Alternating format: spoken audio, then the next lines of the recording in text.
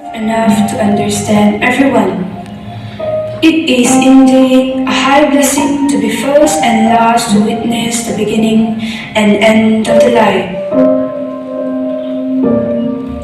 In ancient times, the hospital was regarded horribly dirty, the sick were looked after at home, and girls were not preferred to take care of men. One who gave care were looked down socially. People used to believe on superstition, religion, and magic people much more than the health care facilities.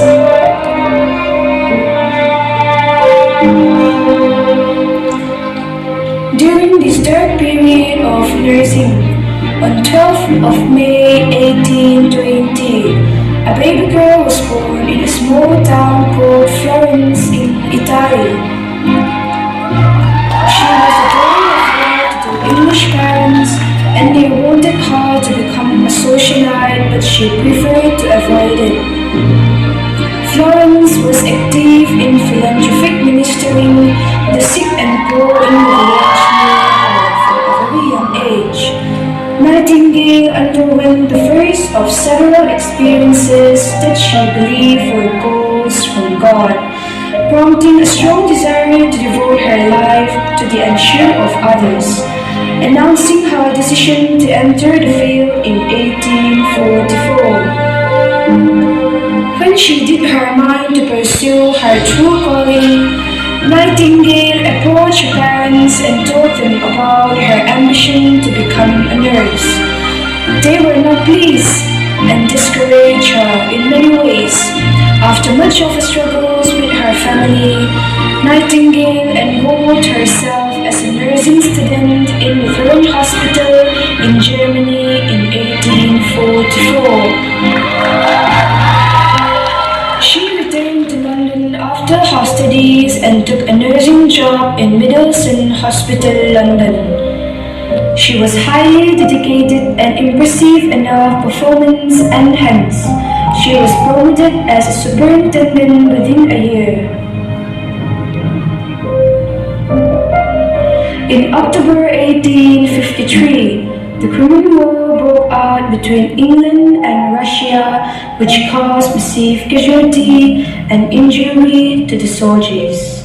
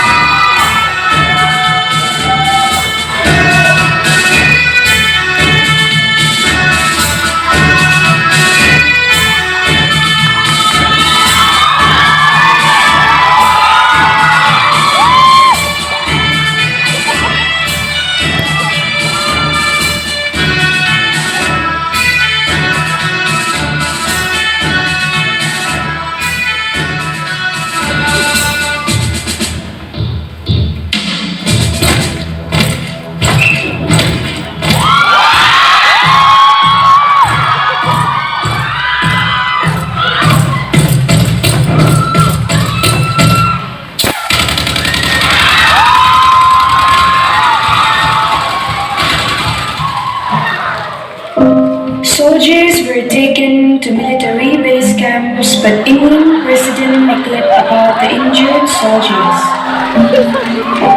Later on, Nightingale received a letter from the Secretary of War in late 1815. It told her to organize the thoughts of the nurses to take care of the weak and fallen soldiers in the war side. Nightingale rose to her calling with a simple hemostatic for nurses and sailed with them to Turkey, where her duty was assigned. In Turkey, she was shocked to see the overcrowded and hygienic hospital.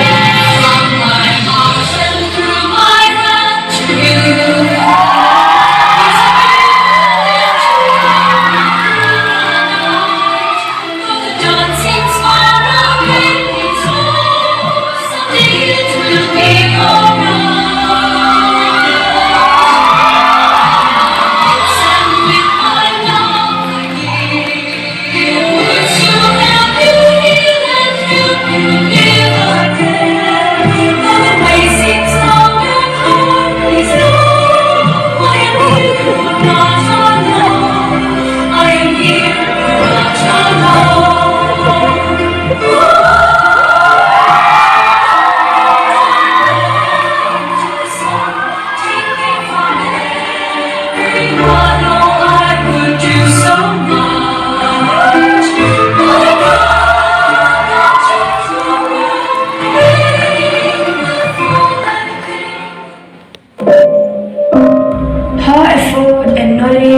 down the death toll of the wounded soldier by 2 out of 10.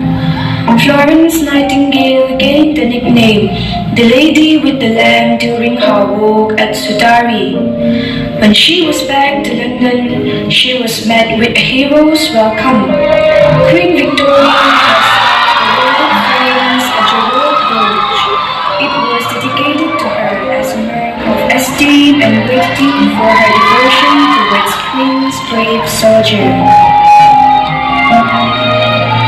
She was also given a cash of $250,000. She decided to use a reward money to further her cause. In 1816, she funded the establishment of St. Thomas Hospital and she started the first training school for nurses. Thus, named as the Nightingale's Training School. Thereafter, Nightingale became a figure of public admiration. Young women aspired to be like her. People of upper classes started enrolling at her training school. After her great impact known by the world, Florence Nightingale died on 13 August 1910, aged 19, and was buried at St. Margaret Church in East Wellow near her parents' home. Thanks to Florence Nightingale, nursing profession was no longer ruled upon by the upper classes, in fact viewed as an honorable profession. Following the footsteps of Florence Nightingale, we as a student nurse must